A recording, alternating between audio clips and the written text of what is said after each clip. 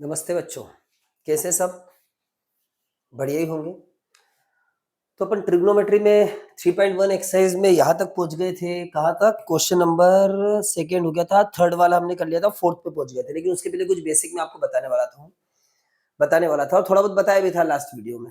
वापस से इसको रिवाइज कर लेते हैं अपन कि रेडियन, जैसे हमने इसमें पढ़ रहे रेडियन की पाई की वैल्यू जो हमने 22/7 पढ़ी है वो तो करेक्ट है, लेकिन 180 डिग्री भी पढ़ी है। तो डिग्री में होता है और ये क्या में होता है? रेडियन में होता है। एक रेडियन की डेफिनेशन मैंने आपको बताई थी कि एक रेडियन मतलब होता है सर्कल है, उसमें अगर एक रेडियस बना दिया अपन ने और जितनी रेडियस है उतनी ही लेंथ आर के, मतलब एल किसके इक्वल है? आर के इक्वल है। तो एल और आर दोनों इक्वल है, उस समय आर्क जो एंगल यहाँ पर बनाता है उसे हम 1 रेडियन बोलते हैं। क्या बोलते हैं? 1 रेडियन। और ये समथिंग 57 डिग्री 16 मिनट के लगभग होता है, और भी आगे 44 सेकेंड समथिंग ऐसा कुछ होता है। ठीक है, तो आप एग्जैक्ट ये 57 डिग्री 16 मिनट आप लिख सकते हैं, ये इसके बराबर हो। तो यहाँ बात ये है कि कोई सा भी सर्कल हो, अगर उसकी जितनी रेडियस है उतना ही लेंथ ऑफ आर्क लेंगे तो एंगल हमेशा यही बनेगा, जिसको हम क्या नाम देते हैं? सर्कल 1 रेडियन नाम देते हैं। तो यहाँ पर एक रिलेशन होता है कि एल और आर इक्वल है तो 1 रेडियन बनता ही बनता है, लेकिन एल और आर अगर इक्वल नहीं है तो इनके बीच में रिलेशन क्या है वो यहाँ बताया जा रहा है। तो एल ये है लेंथ ऑफ आर्क, आर है यहाँ पर रेडियस, और थीटा यहाँ पर एंगल। एंगल का में रेडियन में, तो थीटा इक्वल टू होता है एल अपॉन में R, length of arc upon में रेडियस। तो एल इक्वल टू हो जाएगा थीटा इंटू आर, या आर इक्वल टू निकालेंगे तो एल अपॉन में थीटा हो जाएगा। तो ये फॉर्मूला आपको अच्छे से याद करना है। ये कैसे बन रहा है समझ में आ रही बात ना? जैसे सर्कल है, अब मान लीजिए एल यही है और ये यहाँ पर इस सेंटर पे ये एल जो है मान लेते थीटा एंगल सबटेंड कर रहा है, ठीक है, और ये आर है और ये एल है, तो बस यही तो बात है, theta equal to L upon में आर। सेम है, चाहे वो एल यहाँ पर हो, चाहे एल यहाँ पर हो, चाहे एल यहाँ पर हो, तो ये रिलेशन होता है theta into theta equal to L upon R का। तो अगला क्वेश्चन जो हम करते हैं, अच्छे से पढ़ लीजिए अगला क्वेश्चन क्या लिखा हुआ, तो आपको ऑलरेडी क्लियर हो जाएगा। चलिए, तो नेक्स्ट क्वेश्चन नंबर 4 आपको बोर्ड पर अच्छे से दिख रहा है? क्लियर है ना? क्या लिखा है? Find the degree measure of the angle subtended at the centre of the circle of radius 100 centimetre by an arc of length 22 centimetre. Question को ध्यान से समझ लेना। Find the degree measure of the angle, मतलब हमें angle निकाला किस form में? डिग्री के फॉर्म में। ठीक है, डिग्री मेजर मतलब डिग्री में होना चाहिए angle. Subtended at the centre of a circle of the radius 100 centimetre by an arc of length 22 centimetre. मतलब क्या हुआ, ये जो सर्कल है at the centre of the circle, तो ये सर्कल बना लिया, इसका सेंटर ये है, तो इसकी रेडियस है 100 सेंटीमीटर, तो भैया ये 100 सेंटीमीटर रेडियस मान ली हमने यहाँ पर, और आर्क है 22 सेंटीमीटर, तो ये 22 सेंटीमीटर हमने क्या मान ली? ये मान ली। तो ये जो एंगल बन रहा है थीटा, वो हमें निकालना काय में? डिग्री में। और आपको बता दिया मैंने थीटा जो होता है वो यहाँ पर काय में होता है? रेडियन में होता है। ठीक है, तो क्लियर है। तो बस यहाँ पर लिखना we know that theta equal to होता है एल अपॉन में आर। तो एल कितना है यहाँ पर? 22 सेंटीमीटर, रेडियस कितनी है? 100 सेंटीमीटर, और वैल्यू यहाँ रख देंगे, कितना आएगा? थीटा इक्वल टू, ये रेडियन में आएगा, ध्यान रखना, कितना आएगा? 20 एल की जगह 22 अपॉन में 100, तो आ गया थीटा इक्वल टू रेडियन में 11 अपॉन में 50। तो ये काय में आया बच्चों? रेडियन में। लेकिन क्वेश्चन में क्या लिखा है, हमें काय में निकालना है? डिग्री में निकालना है। तो देखो ध्यान से देखते जाइए, अब हम डिग्री में निकालेंगे। थीटा इक्वल टू आ गया 11/50, ये आ रहा रेडियन में। हमें इसको चेंज करना है डिग्री में, क्योंकि लिखा ना फाइंड द डिग्री। अगर डिग्री नहीं पूछते, सिर्फ पूछते फाइंड द एंगल, तो हमारा ये आंसर आ जाता है 11/50। ठीक है, रेडियन में आंसर आ जाता है, लेकिन डिग्री में पूछा है तो इसको हम डिग्री में चेंज करेंगे। तो आपको याद आ गया होगा, डिग्री में चेंज करने के लिए क्या ऊपर आएगा? 180 डिग्री ऊपर आएगा, और पाई का आएगा नीचे आएगा। बस इसको सॉल्व करना है। क्या रखना पाई की वैल्यू? पाई की वैल्यू रख देते अपन, कितनी? 11/50 इंटू में 180 अपॉन में, अब आपको चेंज करते जाएगा, एक क्वेश्चन बताया था 22/7 अपने रख दिया, कैंसिल कर दिया, बहुत ही प्रेम से कैंसिल होगा, 2 0 से 0 कैंसिल हो गया, 2 से कैंसिल हो गया 9, तो 9 7 63, तो थीटा इक्वल हो गया 63/5 डिग्री। ये आ गया डिग्री में। ठीक है, लेकिन ये तो फ्रैक्शन में, आपको बताया फ्रैक्शन तो होगा नहीं, तो हमें क्या करना पड़ेगा? इसको आगे, इसको इंटीजर में चेंज करें, 63 को 5 से डिवाइड करेंगे, 12 बार जाएगा, 12 5 60, बचेगा 3, तो बस आगे तो डिवाइड होगा नहीं, तो थीटा इक्वल टू होगा यहाँ पर 12 डिग्री और 355 डिग्री है, तो इसको मिनट में चेंज करने 60 से मल्टीप्लाई कर देंगे, तो 5 से कैंसिल, कितना हो गया ये 12, तो 12 का जब इसमें मल्टीप्लाई करेंगे तो ये आएगा 12 डिग्री और 12 3 36 मिनट, ये डिग्री यहाँ से मिनट, क्योंकि मिनट में मल्टीप्लाई किया तो 36 मिनट, तो थीटा इक्वल टू आंसर होगा बच्चों डिग्री में कितना 12 डिग्री और 36 मिनट। तो ये जो अपन ने रेडियन में डिग्री में चेंज किया, तो आपको जो क्वेश्चन नंबर फर्स्ट सेकंड करवाया उसमें डिग्री को रेडियन में, रेडियन को डिग्री में कैसे चेंज करना बताया भी सही।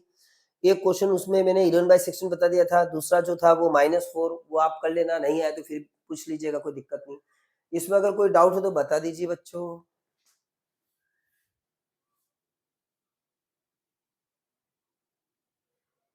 अगेन एक और सिंपल क्वेश्चन, क्या लिखा है उसी पर based, theta equal to L upon R पे, देखते हैं क्या लिखा है, समझना बिल्कुल ध्यान से है। क्या लिखा है, इन ए सर्कल, ये क्वेश्चन नंबर 5 है, एनसीईआरटी का 3.1 एक्सरसाइज है ना, बुक है तो उसमें पढ़ लीजिए आप।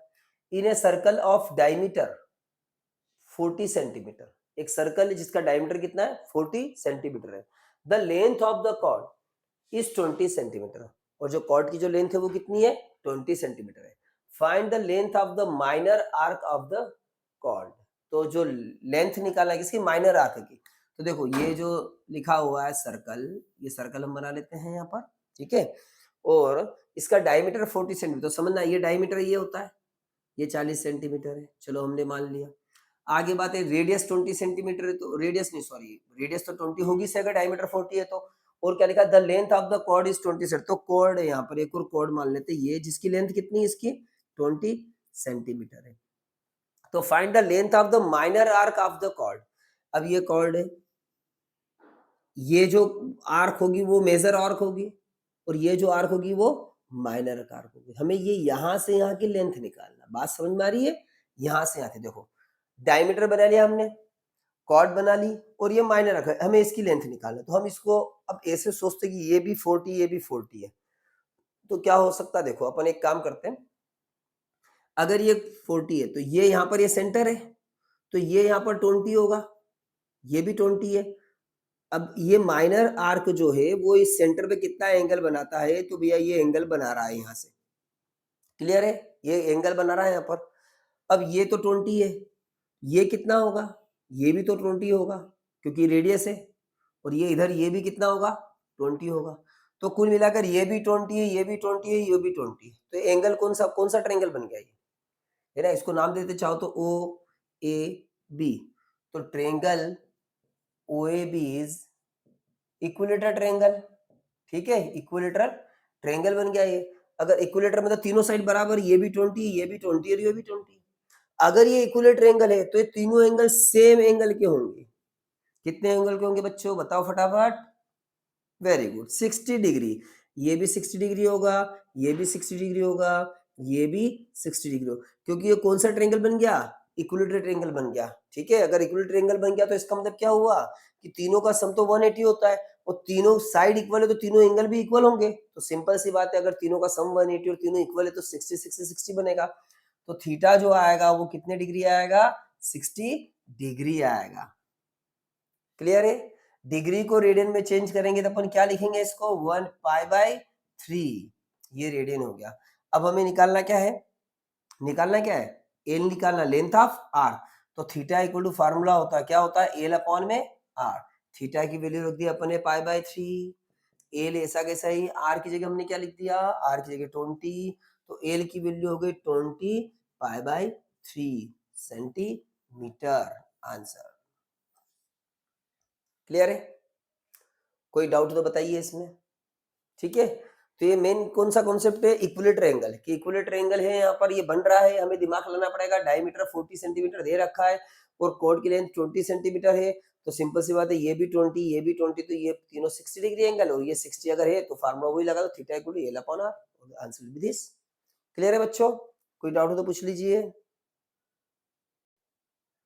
चलिए बच्चों क्वेश्चन नंबर 6 अब आपके सामने आ गया है ना, देखिए ध्यान से, if in two circle arc of the same length subtend angle 60 degree and 75 degree at the center, find the ratio of their radius, ठीक है करते हैं। इन टू सर्कल, दो सर्कल अपन बना ली, ऐसा और ऐसा बना लिया, चलो ठीक है ना। Same length of the subtend, ये सेम लेंथ है, ये एंगल जितनी है लेंथ की same length of same arc of the same length है ना, आर्क की लेंथ सेम है ये और ये, ठीक है। तो एक एंगल ये बना रहा है और एक एंगल ये बना रहा सेंटर पे, तो ये मान लेते हैं एक बना रहा 60 डिग्री, एक बना रहा 75 डिग्री और एक क्या बना रहा है 60 डिग्री, ठीक है, ऐसा मान लेते हैं। तो अब यहाँ पर हमें क्या निकालना है, find the ratio of their radius. तो ठीक है भैया, ये दो सर्कल है, इसकी रेडियस r1 मान ली, लेंथ ऑफ आर्क L1 मान लिया, ये r2 मान ली रेडियस, और इसको मान लिया अपन ने L2, ये r2, ठीक है। तो और ये θ1 इक्वल टू कितना मान लिया 75 डिग्री, और θ2 इक्वल टू कितना मान लिया अपन 60 डिग्री मान लिया। क्लियर है। तो अब हमें निकालना क्या है, किसका रेशियो निकालना है, हमें फाइंड करना है रेशियो ऑफ देयर रेडियस। तो r1 रेशियो r2 हमें निकालना है, तो कोई खास बात नहीं है। अपन एक फार्मूला लगाते हैं कि L1 और यहाँ पर क्या गिवन है, यहाँ पर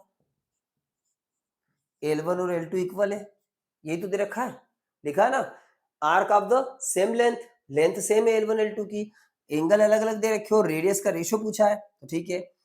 अब फार्मूला होता है बच्चों theta equal to L upon में आर, मतलब ये याद किया तो एल इक्वल टू का थीटा इंटू आर, तो यहाँ L1 की जगह लिखेंगे θ1 r1 और L2 की जगह लिखेंगे θ2 r2।